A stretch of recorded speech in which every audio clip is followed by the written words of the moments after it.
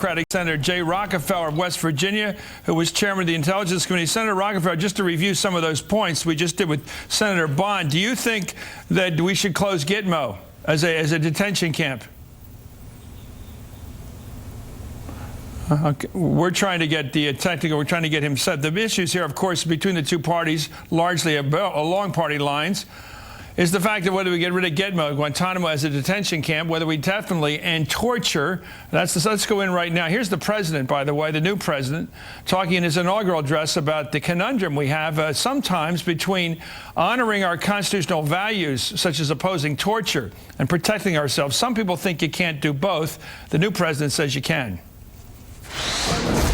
As for our common defense, we reject as false the choice between our safety and our ideals. Our founding fathers, faced with perils that we can scarcely imagine, drafted a charter to assure the rule of law and the rights of man, a charter expanded by the blood of generations. Those ideals still light the world, and we will not give them up for expedience sake. Let's go to the Senator Jay Rockefeller, a Democrat on the Intelligence Committee. Senator Rockefeller, we just went through a conversation with Kit Bond, the senator from Missouri. He said he thinks there's a problem with getting rid of Guantanamo as a detention camp because then you have to bring those detainees here, and you can't treat them the way he wants to treat them here. What's your view? I don't know how he wants to treat them, but I do know this, that the president, in what has been a remarkable 2 days, an extraordinary 2 days, and you've said so many times yourself, has decided to close Guantanamo, not rashly, not all of a sudden, but over a period of a year.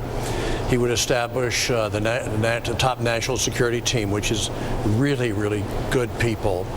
And they would go through all 254 people who are now at Guantanamo, figure out what kind of status they should have, where would it be convenient to take them, would the Europeans take them, might some other place take them, should they come to this country. As you indicate, we have serial killers and murderers of all kinds. And so it becomes a matter of, are we making more enemies and creating more terrorist threat to the United States by keeping Guantanamo open? And I've always felt that that was true. I will tell you that I held up, and you being an old Hill hand know what an authorization bill is. For 2 years I held up the intelligence authorization bill because I wanted the Army field manual used because it exclusively eliminated the use of waterboarding. In both cases, that was defeated in a committee which was controlled by the Republicans. But it's a battle which is worth knowing about. It's a battle which we should take our time to understand. We should not come to a judgment, should we go arrest so-and-so, prosecute so-and-so. Let's keep our mind on what the larger questions that the president is looking at in the economy and national security and all the rest of it. Get those things in place, and then come back and take a close look at what has happened and decide what we want to do.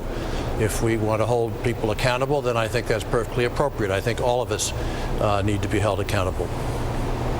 What should we do with these people we pick up who say and do things that clearly indicate that they're enemies of the country? What do we do with them? You put them away. I mean, after your show goes off at night, they have many, many hours of what happens in some very, very tough places with a lot of concertina wire, with a lot of very unhappy people who are very, very carefully monitored. And that's true at Guantanamo. That is at least as true at some of our major federal facilities. Well, you're talking about the lockup programming on this network later at night. Let me ask you about the problem of, I keep coming back to and not getting an answer. What do you do with somebody who's picked up who hasn't committed a clear-cut crime by the standards of what a crime is? You kill somebody, you do something that's wrong, but we know clearly that they're the enemy in terms of terrorist threat in the future. What do you do with them? And I'm not punting on this, but I have to be responsible. That's the system the president has set up.